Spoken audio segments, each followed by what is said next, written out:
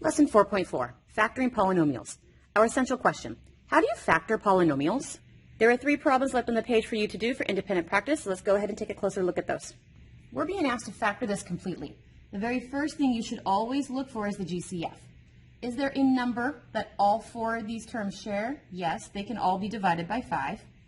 Is there a variable that all 4 of these terms share? No, they do not share all a variable. So my GCF is just a 5.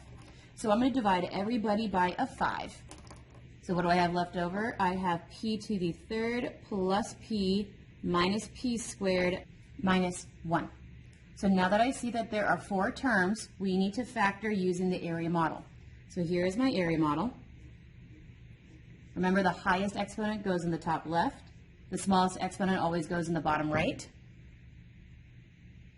The 2 terms not used yet, you split them up between the other 2 boxes. You look to the cross of the top 2 and you look for the GCF. P to the 3rd and a negative p squared have a GCF of p squared. Once I find the GCF, everybody else is just a multiplication game.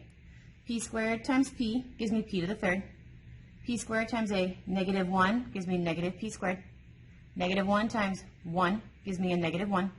1 times p gives me p. So now that I finished my area model, my sides are my factors. So p squared plus 1 is factor 1. P minus 1 is factor 2. The minute you have 2 terms, you are going to be looking for the difference of squares. These 2 terms, not a difference, he's done. He is 2 terms, he is a difference. You cannot take the square root of p, so he is done. So this is my fully final factored answer. We are being asked to fully factor this problem. So the very first thing that you always look for is the GCF. Is there a number they all share? No. Is there a variable they all share? No. So my GCF is just a 1, which means this stays as it is. After that, because it is a 4-termer, you always factor it by using the area model. So here is my area model. Area models always have 4 parts. The highest exponent always goes in the top left. The lowest exponent always goes in the bottom right. The remaining 2 terms are written in the remaining 2 boxes. The order does not matter. You look across at the top 2, and you're going to look for a GCF. X to the 3rd and a negative x share a GCF of an x. After you find the GCF, everybody else is a multiplication game. X times x squared gives me x to the 3rd. X times negative 1 gives me a negative x. Negative 1 times 4 gives me a negative 4.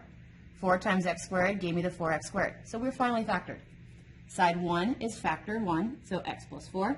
Side 2 is factor 2, x squared minus 1. The minute you are down to 2 terms, you always are going to look for the difference of squares. He is a 2-termer, not a difference, so he's done.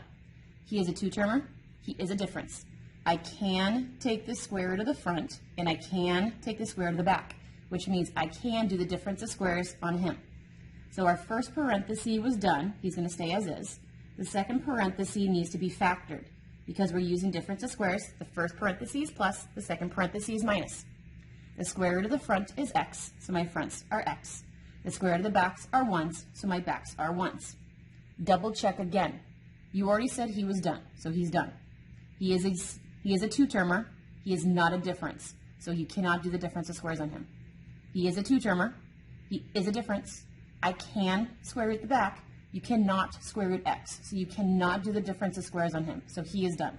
So this is my fully factored answer, and I'm done. Your last independent practice problem. First thing you always do is you are going to be looking for the GCF. Do they all share a number? No. Do they all share a variable? No. So my GCF is a 1, which means this is the smallest it gets. Next thing, because I see there are 4 terms, you are automatically going to do the area model. So here is my area model. Remembering the highest exponent always goes in the top left, the smallest exponent goes in the top right, bottom right. The remaining 2 terms are written in the remaining 2 boxes. You look across at the top 2 and you come up with a GCF. 3y to the 3rd and 9y have a GCF of 3y. After you find the GCF, everybody else is a multiplication game. 3y times y squared would give me 3y to the 3rd. 3y times 3 would give me 9y. 3 times 1 would give me 3. 1 times y squared would give me y squared. As soon as I'm done with the area model, side 1, which is a 3y plus 1, is parenthesis 1. Side 2, y squared plus 3 is factor 2. Next, I see they're all two-termers. If they are all two-termers, you are going to look to see, can I continue with the difference of squares? He's two-term, not a difference. You're done. He's two terms, not a difference. So you're done. So both factors are fully factored, and I am done.